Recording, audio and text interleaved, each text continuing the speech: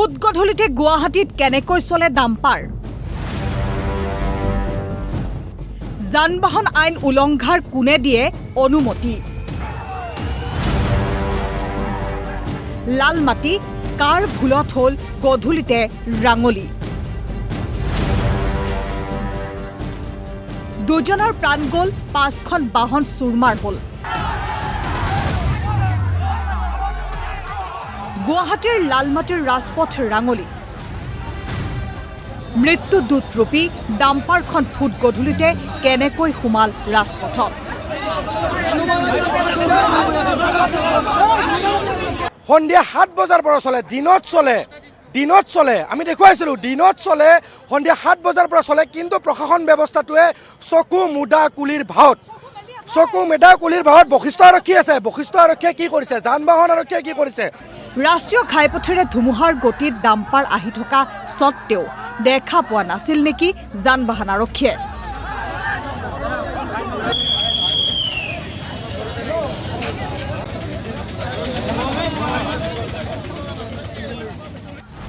দুৰ্ঘটনাস্থলীত যান-বাহন আৰক্ষী আছিল বুলি দাবী আৰক্ষী বিষয়াৰ নহয় আৰক্ষী থাকে ট্ৰেফিকৰ মানুহ থাকে যোৱাকালিও আছিলে এক্সিডেণ্টৰ সময়তো আছিলে এতিয়া কথাটো হ'ল কি আপোনাৰ যেটো জায়গাত এক্সিডেন্ট হৈছে এক্সিডেন্টৰ জায়গাটোত আপোনাৰ ক্ৰেশ ইনভেষ্টিগেশ্যন টিম তাত বিভিন্ন ডিপাৰ্টমেন্ট থাকে সেই ক্ৰেশ ইনভেষ্টিগেশ্যন টিমটোৱে আজি অন দা স্পট গৈ কিনে তেওঁলোকে ষ্টাডি কৰিব তাত ইনভেষ্টিগেশ্যন কৰিব কি কাৰণে এক্সিডেন্টটো হ'বলৈ পালে হেতু তাৰ এটা কাৰণ উলিয়াব সেই কাৰণটো উলিয়াই তাৰ যেটো ৰেমেডি কৰিব লাগে হেতু তেওঁলোকে কৰিব কৰ পৰা আহি আছিল ডাম্পাৰখন কিমান থানা অথবা কৰ্তব্যৰত আৰক্ষীৰ চকুৰ সন্মুখেৰে পাৰ হৈ আহিছিল ঘাতক ডাম্পাৰ কিয় বাধা দিয়া নাছিল যান-বাহন আৰক্ষীয়ে আৰক্ষী বিষয়াৰ মাথো দায়খৰা উত্তৰ তদন্ত কৰি আছো এখন ডাম্পাৰৰ ক্ষেত্ৰতেই আমি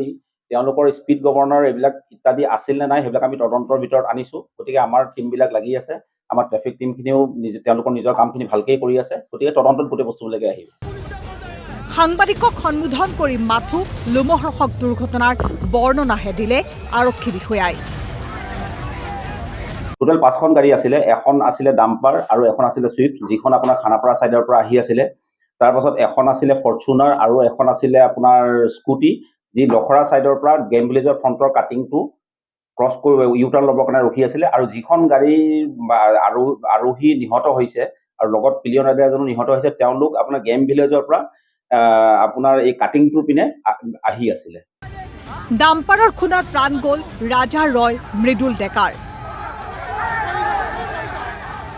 পিছে মৃতকৰ পৰিচয় দিয়াটোহে দায়িত্ব আৰু কৰ্তব্য বুলি ভাবিলে আৰক্ষীয়ে এক্সিডেণ্টৰ ক্ষেত্ৰত আমাৰ ক্ৰেছ ইনভেষ্টিগেশ্যন টিমটোৱে তদন্ত আৰম্ভ কৰিছে কি কাৰণে এক্সিডেণ্টটো হ'বলৈ পালে সেইটো সঠিক কাৰণটো ওলাই পৰিব তাৰ ওপৰত ভিত্তি কৰি যিবিলাক কাৰুকাৰ্য কৰা যায় সেইবিলাক কৰা যাব কেইখন বাহন ভাঙিল উত্তপ্ত পৰিস্থিতি কেনেকৈ নিয়ন্ত্ৰণ কৰিলে তাৰো হিচাপ দিলে আৰক্ষীয়ে পিছত থানা অন্তৰ্গত ঠাইডোখৰত আপোনাৰ এটা এক্সিডেণ্ট হয় য'ত প্ৰায় 5খন গাড়ী ক্ষতিগ্ৰস্ত হয় আৰু 2জন মানুহ সেই এক্সিডেণ্টত নিহত হয় আৰু তেওঁলোকক আমি ততাতৈয়াকৈ GMCHলৈ পঠিয়াই দিওঁ আৰু তেখেতলোকক মৃত ঘোষণা কৰে আৰু তেওঁলোকৰ বৰ্তমান পোষ্টমৰ্টেম চলি আছে ইনকুৱেষ্ট হৈ গ'ল ঘাতক ডাম্পাৰৰ চালক ৰাজু দাসক ধৰা বুলিও আৰক্ষীৰ সদম্ভ ঘোষণা এই সংক্ৰান্তত আমাৰ এটা তদন্ত আৰম্ভ হৈছে কেছ এটা ৰেজিষ্টাৰ হৈ আছে বাকি আমি অগ্ৰগত গাড়ীখন আমি জব্দ কৰিছো ড্ৰাইভাৰটো আমাৰ কাষ্টডিত আছে বাকি তদন্ত আগবাঢ়ি আছে পিছে কাৰ ভুলত ৰাঙলি হল লালমাটি ডাম্পাৰ ফুট গধূলিতে চলোৱাৰ কোনে দিয়ে অনুমতি যান-বাহন আইন উলংঘাৰ বাবে প্ৰকৃততে দায়ী কোন কাৰ ভুলত প্ৰাণ গল ৰাজা আৰু মৃদুলৰ তাৰ উত্তৰ কোনে দিব